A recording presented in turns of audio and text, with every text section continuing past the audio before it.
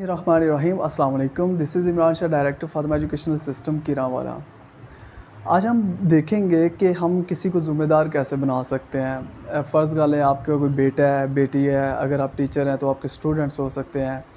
अगर आप एक प्रिंसिपल हैं, आपके टीचर्स हो सकते हैं। आप किसी भी जगह पे मैनेजर हैं, लीडर हैं, हेड हैं, तो आपके नीचे जो काम करने वाले लोग हैं, आप उनसे कैसे ज़्यादा से ज़्यादा काम ले सकते हैं और उनको कैसे कॉन्फिडेंट कर सकते हैं और उनको कैसे उनका आप ट्रस्ट ले सकते हैं और सादे लफ्ज़ों में कैसे आप उनका दी बेस्ट ले सकते हैं, उसको हम सीखेंगे। और आज हम सीखेंगे और सबसे मेन चीज़ कि हम अपने बच्चों को कैसे काबिल कर सकते हैं। तो उसके लिए जो एक हम मेथड आज देखेंगे, जो एक डेलीगेशन का एक टर्म देखेंगे, वो ये है, स्टीवर्ड डेलीगेशन। स्टीवर्ड डेलीगेशन एक इंतहाई काम करने वाली चीज़ है। ये ऐसा मेथड है जो मैंने अपनी पर्सनल लाइफ में अप्लाई किया और मुझे इसके बहुत ज़्यादा रिज़ल्ट्स मिले हैं। As a teacher, as a principal, मैंने जब भी किसी को काबिल करना होता है, या तकरीबन हर किसी को जिसको मैंने काबिल किया है, तो उसको मैंने यही मेथड लगा के काबिल किया है।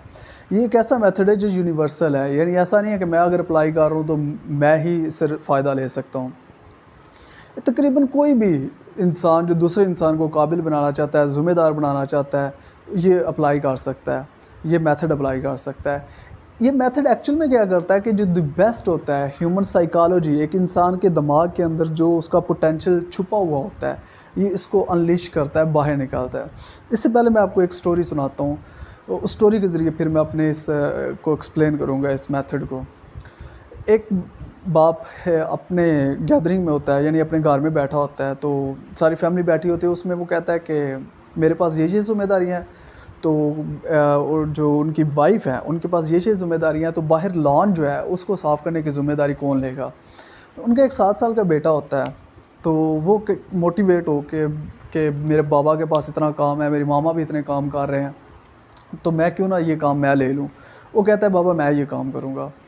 अब उनके बाबा क्या करते हैं, मान जाते हैं और उनको कहते हैं कि ठीक है बेटा, आपने ना लॉन को साफ़ करना है, तो लॉन को साफ़ करना है तो क्लीन एंड ग्रीन मुझे लॉन चाहिए।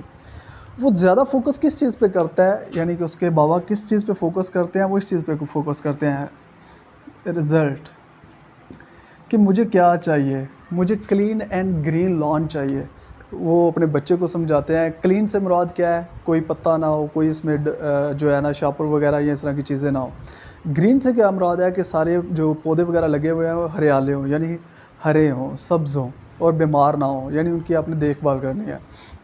फिर वो दूसरी जो चीज़ अपने बेटे को बताते हैं, वो बताते हैं कि जनरल, यानी उनको गाइडलाइंस देते हैं कि बेटा आप इनको शावरिंग कैसे कर सकते हैं, आप स्प्रिंकल यूज़ कर सकते हैं, फुवारा यूज़ कर सकते हैं, इसके अलावा आप होज़ यूज़ कर सकते हैं जिसमें पानी होता है, ठीक है, आप पाइप वगैरह लगा के इसको यूज़ कर सकते हैं।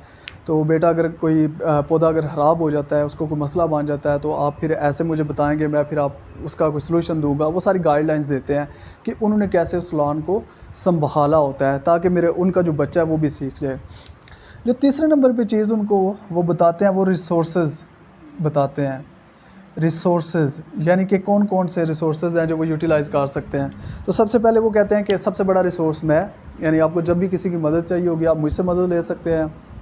इसके अलावा अगर आपको कोई भी चीज़ चाहिए, यानी कि पाइप चाहिए, आपको कोई भी मसला आता है किसी भी लिहाज से, फाइनेंशियली कोई मसला आता है या वैसे फ़िज़िकली कोई मसला होता है जो आप हल करना चाहते हैं, तो आप मुझे बता सकते हैं। पैसे चाहिए तो मुझसे ले सकते हैं, लेकिन मुझे एक्चुअल में क्या चाहिए, मुझे जो अपना लॉन है वो क्लीन एंड ग्रीन चाहिए।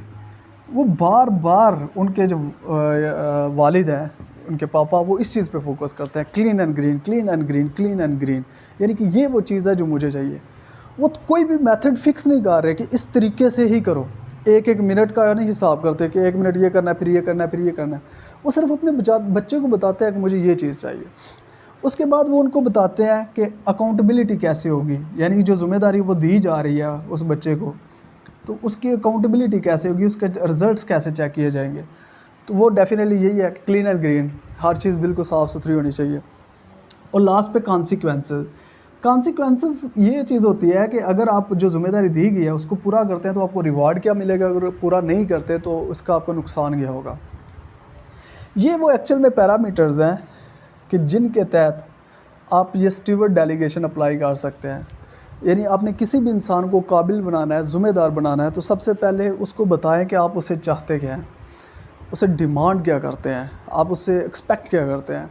दूसरे नंबर पे उसको जनरल गाइडलाइंस दें अपने तजुर्बे की बेस पे कि बेटा या जो भी स्टूडेंट है या टीचर्स हैं कि मैंने इस तरह से ये चीज़ की है, तो ये ओवरऑल गाइडलाइंस है, इनके अंदर रह के आपने ये चीज़ें करनी है। आप कोई भी चीज़ ओवरऑल दरमियान में जो मेथड होता है, तरीक़ाकार होता है, उसको फ़िक्स नहीं करते, लेकिन ओवरऑल गाइडलाइंस आप फ़िक्स कर देते हैं कि ये तरीका है, इस तरीके से आप कर सकते हैं।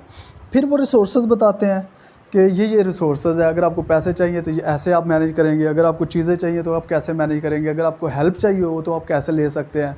तो तीसरी चीज़ ये क्लियर की जाती है। फिर अकाउंटेबिलिटी, कि एक ज़िम्मेदारी जो दूसरे इंसान को दी जा रही है उसको चेक कैसे किया जाएगा, उसके भी फ़िक्स पैरामीटर्स होने चाहिए।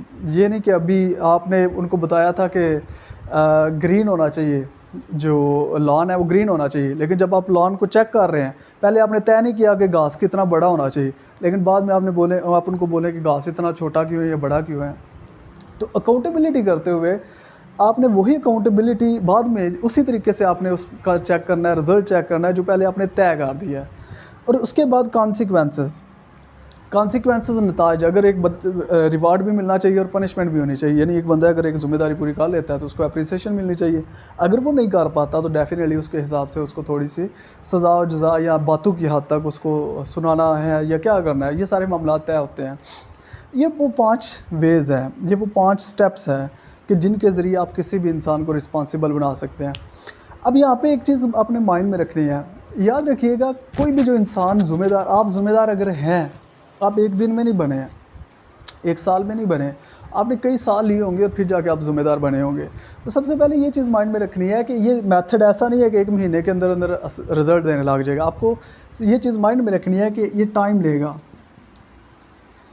दूसरा, आपको पेशेंस करना होगा। जब एक इंसान, उसको आप ज़िम्मेदार बनाते हैं, उसको उसके तरीके से चलना सिखाते हैं, सिर्फ जनरल गाइडलाइंस देते हैं, तो वो गलतियाँ भी करेगा। जब वो गलतियाँ करेगा तो आपको सब्र करना होगा। तो ऐसा इंसान जो रिस्पॉन्सिबल जिसको बनाना चाहते हैं, शुरू में कोई भी उसको ज़िम्मेदारी देते हैं तो गलतियों की गुंजाइश रखें। वो छोटी छोटी जो गलतियाँ उन पर डांटे ना, उसको इनकरेज करें ताकि वो आगे आस्ता आस्ता उनको कवर कर ले। अगर डांटेंगे तो डिस्करेज होगा, वो उसकी मोटिवेशन लेवल, उसकी कमिटमेंट लेवल डाउन हो जाएगी। तो जो तीसरी चीज़ होती है, ठीक है, वो मैंने अभी आपको बता दिया है कि मिस्टेक्स, यानी कि गलतियों की गुंजाइश आपने रखनी है।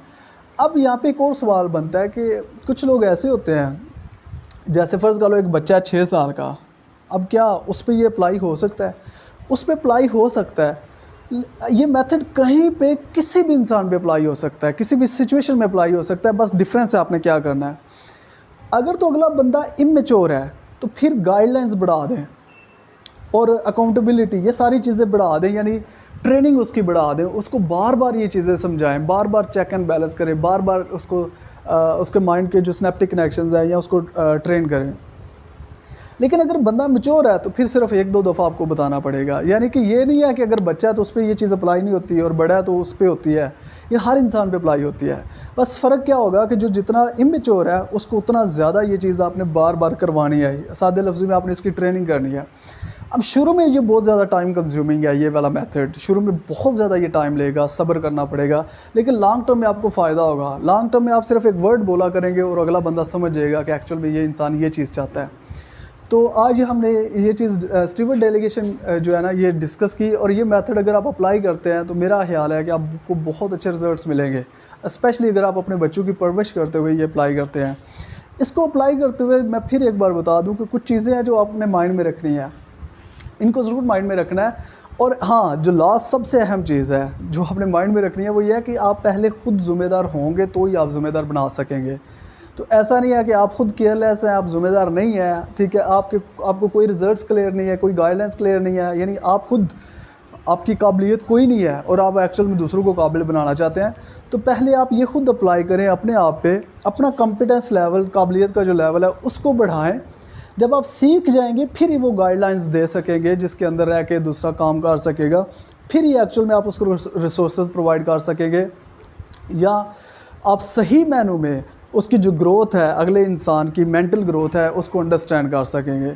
अस्सलाम वालेकुम।